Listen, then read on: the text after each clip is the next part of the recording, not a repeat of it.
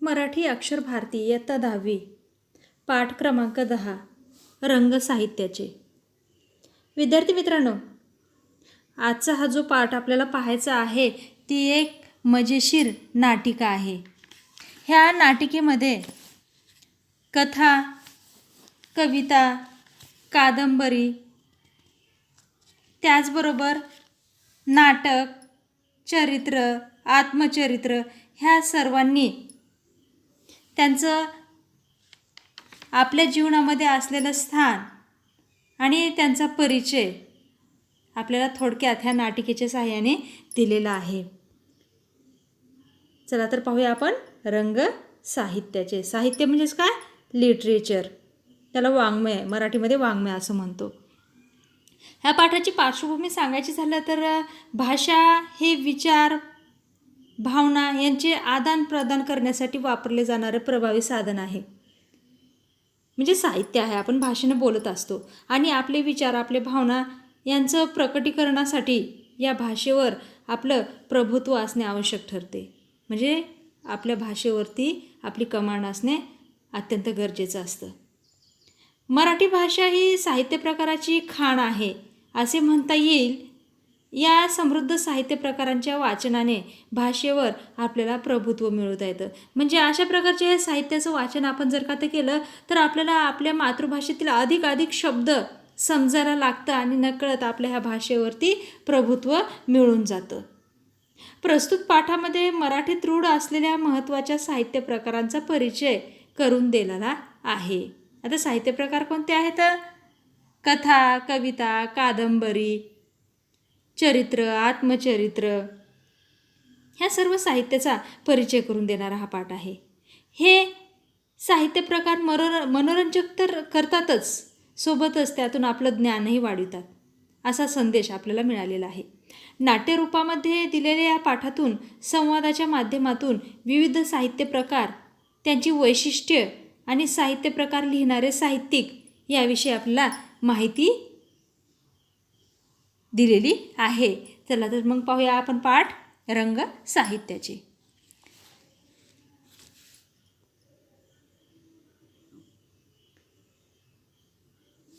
सुश्रुतच्या वर्गाची सहल भिल्लार या पुस्तकांच्या गावाला न्यायचे ठरले. वर्गात सूचना आली. दुसऱ्या दिवशी शिक्षकांनी भिल्लार या गावाची माहिती सांगितली. त्याबाबत एक फिल्म दाखविली. सुश्रुतला ते खूप आवडले. घरी परतल्यावर तो सहलीला जाणार म्हणून आनंदाने झोपला. या ठिकाणी सुश्रुत हा तुमच्याच वयाचा मुलगा, ह्याच्या शाळेची सहल, ट्रिप ही भिल्लार या पुस्तकाच्या गावाला जायचं ठरलेलं होतं. भिल्लार हे गाव महाबळेश्वरपासून थोड्या अंतरावरती आहे आणि ह्या गावाला पुस्तकाचे गाव असं म्हटलेलं आहे. कारण ह्या गावामध्ये पुस्तकांचे गाव हा प्रकल्प महाराष्ट्र शासनाने तयार केलेला होता, म्हणून ह्याला पुस्तकांचे गाव असं म्हटलं जातं. आणि ही जेव्हा सूचना, नोटीस वर्गामध्ये आली तेव्हा सुश्रुत आनंदी होता आणि त्या भिल्लार या गावची पूर्वकल्पना असण्यासाठी किंवा पूर्व माहिती असण्यासाठी शिक्षकांनी सुद्धा एक फिल्म म्हणजे चित्रफित मुलांना दाखविली. ते सुश्रुतला खूप आवडलं आणि तो आनंदाने घरी आल्याच्या नंतर रात्री झोपी गेला. काही वेळाने त्याला जाणवले की काही पुस्तके मुलामुलींचा वेश करून आणि हातात हात घालून आनंदाने गाणी गात आहेत, नाचत आहेत. एवढंच नाही तर त्याला उठवतही आहेत. सुश्रुत झोपेतच म्हणाला, कोण रे तुम्ही? इथे काय करत आहात? पुस्तकांच्या वेशातील मुले सुश्रुतला म्हणाली, अरे आम्ही सर्व तुला भेटायला आलो आहोत. आम्हाला तुझ्याशी मैत्री करायची आहे. जेव्हा सुश्रुत आपल्याला सकाळी उठून भिल्लारला जायचं आहे, पुस्तकांच्या गावाला जायचं आहे, ह्या आनंदाने तो झोपी गेलेला होता. काही वेळानेच त्याला असं जाणवायला लागलं की मुलींचा वेश करून पुस्तके त्याच्या जवळ आलेली आहेत आणि ते हातात हात धरून नाचत आहेत, गात आहेत. एवढंच नाही तर त्याला उठवत देखील आहेत. सुश्रुत त्यांना झोपेतच विचारतो, कोण रे तुम्ही? इथे काय करत आहात? पुस्तकाच्या वेशातील मुले श्रुश्रुतला सांगतात की आम्ही तुलाच भेटायला आलेलो आहोत, कारण आम्हाला तुझ्याशी मैत्री करायची आहे. आता यापुढे संवाद दाखवलेला आहे, आपल्याला संवाद पाहायचा आहे. श्रुश्रुत म्हणतो, तुम्ही सगळे कोण आहात? असा प्रश्न तो त्या पुस्तकरूपी मुलामुलींना तो विचारतो. त्यामध्ये एक कथा म्हणते. कथा म्हणजेच कथेचं दुसरं नाव काय आहे? गोष्ट. अरे घाबरतोस काय? हे सगळे आपलेच मित्र आहेत. सगळ्यांशी चांगली मैत्री होईल तुझी. माझी ओळख तर तुला लहानपणापासूनच आहे. अरे मी आहे कथा. गोष्ट हे माझं दुसरं नाव. श्रुश्रुत म्हणतो, आपली ओळख कशी काय? कथा म्हणते, आईच्या आजीच्या तोंडून इसापनीतीची पंचतंत्र, अकबर, बिरबल अशा गोष्टी ऐकत ऐकत तुम्हाला मला वाचायची सवय लागते ना? श्रुश्रुत म्हणतो, हो आता आठवलं. आजी मला नेहमी कोल्हा, उंदीर, ससा, कासव यांच्या गोष्टी सांगायची. कथा म्हणते, बरं का श्रुश्रुत, आकर्षक सुरुवात आणि परिणामकारक शेवट हे माझ्या कथेचं वैशिष्ट्य आहे. श्रुश्रुत म्हणतो, हे तुझे काही प्रकार असतात का? कारण आज मराठीच्या मॅडम म्हणाल्या आपण साहस कथा शिकूया. कथा म्हणते, अगदी बरोबर. परिकथा, बोधकथा, विज्ञानकथा, ऐतिहासिक कथा हे माझेच अनेक उपप्रकार आहेत. शिवाय नाटक, मालिका, चित्रपट या सर्व ललित कलांचा पाया म्हणजे मीच आहे. मूळ कथा दर्जेदार असल्याशिवाय कोणतीही कलाकृती उत्तम होऊ शकत नाही. एवढंच नाही तर उत्तम निवेदन तंत्रामुळे मी खुलत जाते, रंगत जाते. किंबहुना उत्तम निवेदन तंत्राचा वापर हे माझ्या यशाचं रहस्य. श्रुश्रुत म्हणतो, तुला निर्माण करणाऱ्या लेखकांची नावं मला सांग ना. कथा म्हणते, य गो जोशी, वि स खांडेकर, विभावरी शिरूरकर, व्यंकटेश मांडगुळकर, वपू काळे, शंकर पाटील, अण्णाभाऊ साठे, बाबूराव बागुल, द मा मिराजदार यासारख्या अनेक नामवंत लेखकांनी आपल्या उत्तम कथांनी मला मराठी वाचकांना तृप्त केलेलं आहे. बेटा या ठिकाणी आपण कथाचा आणि श्रुश्रुतचा संवाद हा पाहिलेला आहे. जेव्हा श्रुश्रुत विचारतो तुम्ही सगळेजण कोण आहात, तेव्हा कथा सांगायला लागते की तू घाबरू नकोस, आम्ही हे सर्व काय आहोत? तुझेच मित्र आहोत. आणि तू तर मला लहानपणापासूनच ओळखतोस, कारण लहानपणी आईच्या तोंडून, आजीच्या तोंडून इसापनीतीची, पंचतंत्राची, अकबर, बिरबलची अशा कितीतरी गोष्टी तुम्ही ऐकलेल्या असाल. आणि ते ऐकूच तुम्हाला वाचायची सवय लागली असेल ना. त्यावरती श्रुश्रुत सांगतो की हो आठवलं, मला माझी आजी कोल्हा, उंदीर, ससा, कासव यांच्या गोष्टी सांगायची. त्याचबरोबर कथा तिची वैशिष्ट्य सांगते. कथेचं वैशिष्ट्य काय आहे? आकर्षक सुरुवात आणि शेवट परिणामकारक. म्हणजे कथेची सुरुवात ही कशी असते? आकर्षक असते आणि शेवट हा परिणामकारक ठरतो. ही कथाची वैशिष्ट्ये आहेत.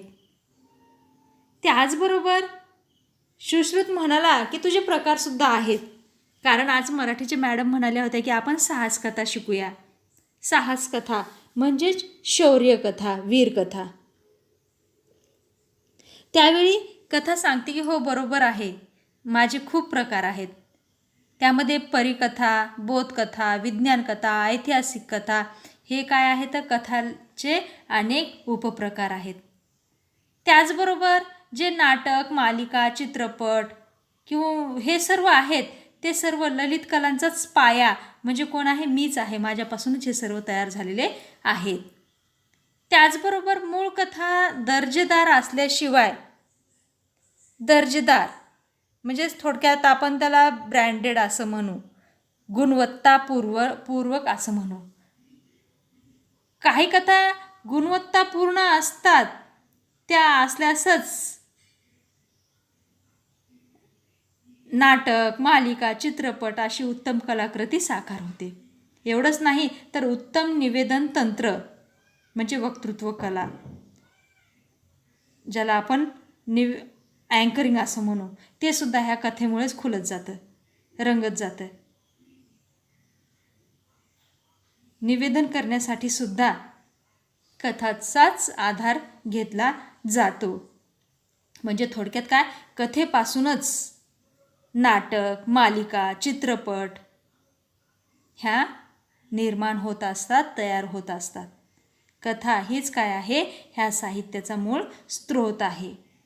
त्याचबरोबर जेव्हा सुश्रुत म्हणतो की तू मला काही कथाकारांची नावे सांगशील का, त्यावेळेस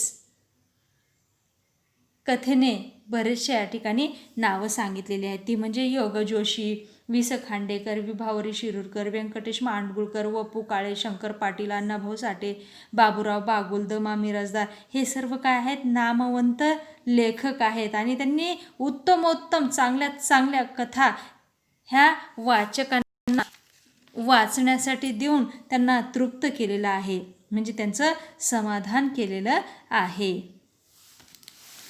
आता पुढचा भाग पाहूया आपण.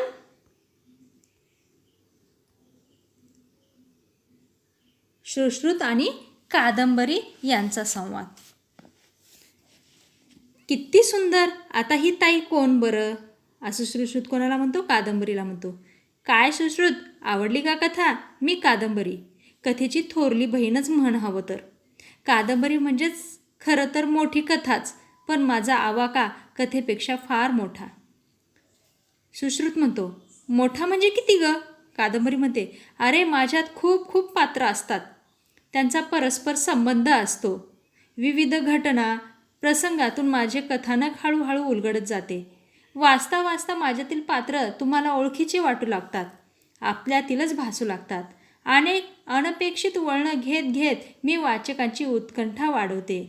आता या कथानकात पुढे काय होईल याचा विचार करत वाचक माझ्यात गुंतून जातो व रम्मान होतो. सुश्रुत म्हणतो, खरंच तुझा आवाका खूपच मोठा आहे.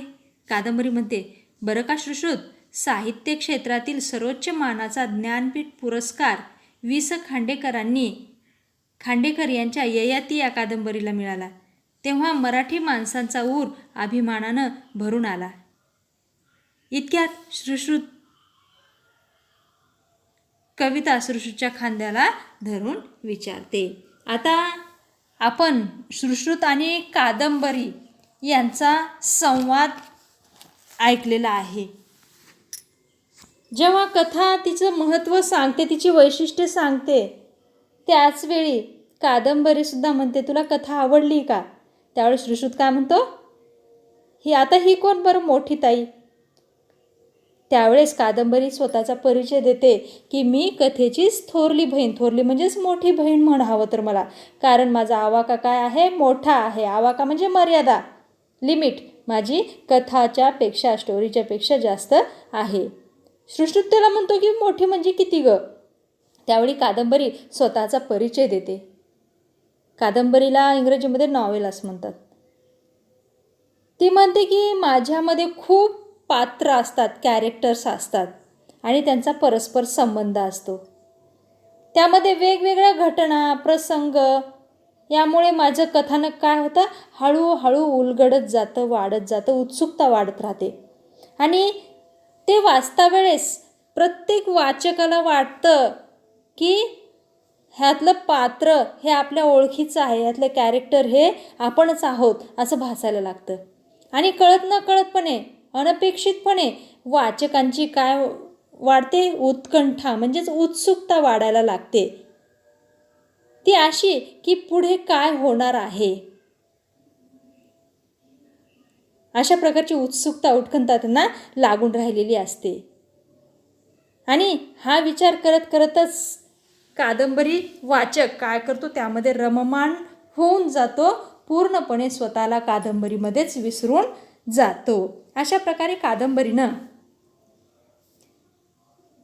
सुश्रुतला स्वतःचा परिचय करून दिला. आणि त्याचबरोबर कादंबरीनं हेही सांगितलं की साहित्य क्षेत्रातील, लिटरेचर क्षेत्रातील जो सर्वोच्च मानाचा पुरस्कार आहे, ज्ञानपीठ पुरस्कार, हा वि स खांडेकर यांना त्यांची ययाती या कादंबरीला मिळालेला आहे. ठीक आहे बेटा, लक्षात ठेवा. साहित्य क्षेत्रातील सर्वोच्च मानाचा पुरस्कार म्हणजे ज्ञानपीठ पुरस्कार हा कोणाला मिळालेला आहे? वि स खांडेकर यांना ययाती ह्या कादंबरीला मिळालेला आहे. तेव्हा मराठी माणसांचा ऊर अभिमानाने भरून आला. ऊर भरून येणे म्हणजेच काय? खूप अभिमान वाटणे किंवा अभिमानाने छाती फुलणे. म्हणजे सर्व मराठी माणसांना, वाचकांना या बाबतीत काय झालेला आहे? अभिमान वाटलेला आहे. आता आपण कविता आणि श्रुश्रुत यांचा संवाद पाहूया. या ठिकाणी कंसामध्ये ब्रॅकेटमध्ये श्रुश्रुत बरोबर कविता कशा प्रकारची कृती करते ते दाखविलेलं आहे. इतक्या कविता श्रुश्रुतच्या खांद्यावर धरून विचारते, म्हणजे श्रुश्रुतच्या खांद्याला धरते आणि विचारते. कविता म्हणते, श्रुश्रुत ओळखलंस मला? अरे मी आहे कविता. आपली फार पूर्वीपासून चांगलीच ओळख आहे नाही का? तुमच्या पाठ्यपुस्तकातल्या सगळ्या कविता तुम्ही तालासुरात म्हणता. श्रुश्रुत म्हणतो, हो ताई, मला आठवतंय. ही आवडते मज मनापासून शाळा आणि श्रावण मासी हर्ष मानसी या माझ्या आवडत्या कविता. कविता म्हणते, छान हा श्रुश्रुत. माझं रूप छोटंसं, आटोपशीर, मोजक्या शब्दात मोठा आशय व्यक्त करणं हे माझं वैशिष्ट्य. यमक, अनुप्रास अशा शब्दालंकारांनी माझं बाह्यरूप आणि उपमा, उत्प्रेक्षा, रूपकासारख्या अलंकारांनी माझं अंतरंग सजवून कवी मला अधिक आशयगर्भ करतात. श्रुश्रुत म्हणतो, मॅडम नेहमी सांगतात कवितेची शब्दरचना अर्थपूर्ण व चपकल असते. कल्पनांचा सुंदर आविष्कार कवितेत असतो. हे बरोबर आहे ना? कविता म्हणते, अगदी बरोबर. आणखी काय माहिती आहे श्रुश्रुत तुला? श्रुश्रुत म्हणतो, ताई मला असं वाटतं संगीतकारांनी स्वरराज चढवला की तुझं गाण्यात रूपांतर होतं. कारण तुला मी पाठ्यपुस्तकात वाचतो आणि CD चित्रपटात ऐकताना सुद्धा. कविता म्हणते, छान निरीक्षण आहे तुझं. बरं मला एक सांग, तुझ्या शाळेत मराठी दिन साजरा करतात का? श्रुश्रुत म्हणतो, हो करतात ना. कविता म्हणते, कोणत्या तारखेला करतात? श्रुश्रुत म्हणतो, 27 फेब्रुवारीला.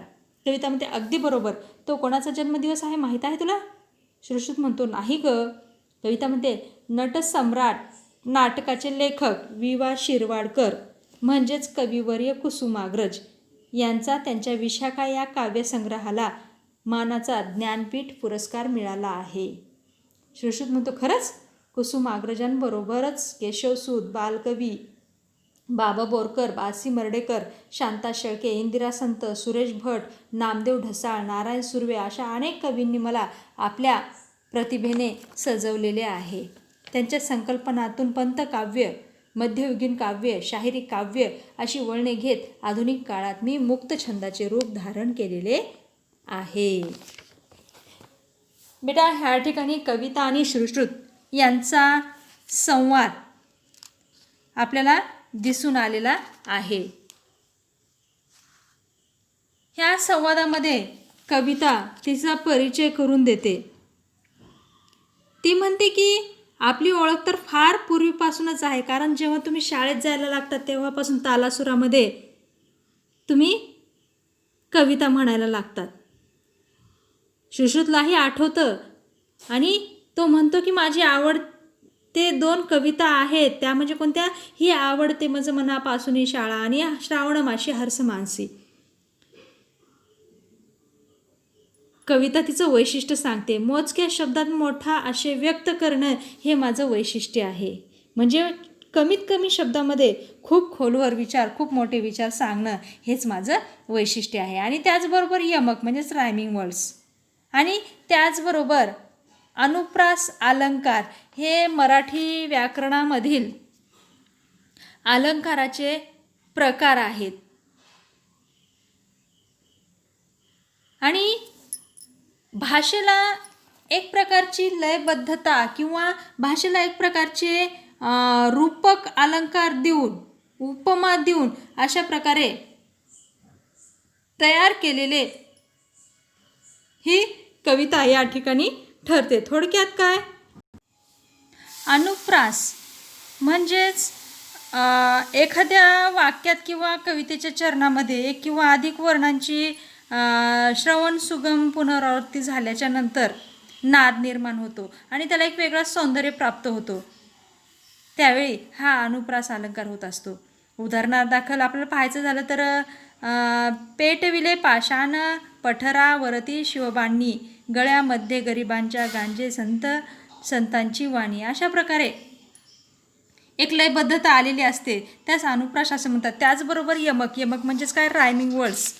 कवितेच्या शेवटी सारखे अक्षरं ही येत असतात. थोडक्यात सांगायचं झालं तर सुरसमस्त इच्छा दृढ निश्चये, सुरसमस्त असे वदले स्वये, ए अशा प्रकारचं यमक ह्या ठिकाणी जुळल्या गेलेलं असतं. त्याचबरोबर अशा शब्दालंकारांनी कवितेचं बाह्यरूप हे सजलेलं असतं. आणि उपमा म्हणजेच या ठिकाणी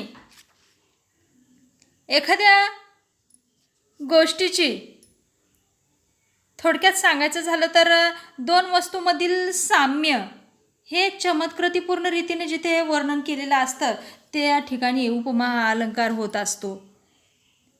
थोडक्यात काय, सावळाचा रंग तुझा पावसाळी नभापरी, म्हणजेच रंगाला कशाची उपमा दिलेली आहे, नभाची उपमा दिलेली आहे. सावळ्या नभापरी अशा प्रकारे उपमा दिलेली आहे. त्याचबरोबर उत्प्रेक्षा, हे सर्व काय आहेत, अलंकार आहेत. उत्प्रेक्षा म्हणजेच कल्पना. ज्या दोन वस्तूंची आपण तुलना करतो त्यातील एक वस्तू काय असते, एका वस्तूची कल्पना केलेली असते आणि एक वास्तवात असते. अशा प्रकारे योजून कविता लिहिलेली असते. अशा प्रकारच्या अलंकारांनी आंतररंग म्हणजे मधला भाग, कवितेचा भावार्थ हा सजवलेला असतो. आणि अशा कविता अतिशय आशयगर्भ असतात, म्हणजे आशयाने समृद्ध अशा अर्थपूर्ण अशा कविता असतात. अशा प्रकारे विविध अलंकाराचा उपयोग करून माझी सजावट केलेली असते, असं कविता सुश्रुतला सांगते. त्याचबरोबर सुश्रुतच्या मॅडमसुद्धा म्हणाल्या की कविता ह्या अर्थपूर्ण आणि चपखल असतात. त्याबरोबर ती कविता देखील काय म्हणते, हो, हे तुझ्या मॅडमनं अगदी बरोबर सांगितलेलं आहे. त्याचबरोबर कविता हेही विचारते की तुला आणखी माझ्याबद्दल काय काय माहिती आहे. त्यावेळेस सुश्रुत सांगतो की तुला जर का तर संगीतकारांनी स्वर चढविला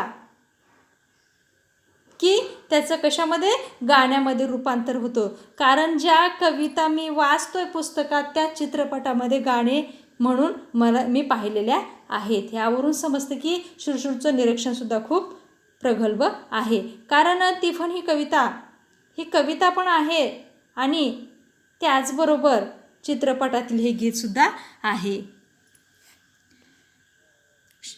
त्याचबरोबर कविता म्हणते की तुझं निरीक्षण कसं आहे, खूप चांगलं आहे. आणि तुला माहिती का 27 फेब्रुवारीला म्हणजे मराठी दिन केव्हा साजरा करतात, तेव्हा सुश्रुत सांगतो की 27 फेब्रुवारी हा मराठी दिन म्हणून साजरा केला जातो. का केला जातो हे कविता सुश्रुतला सांगते.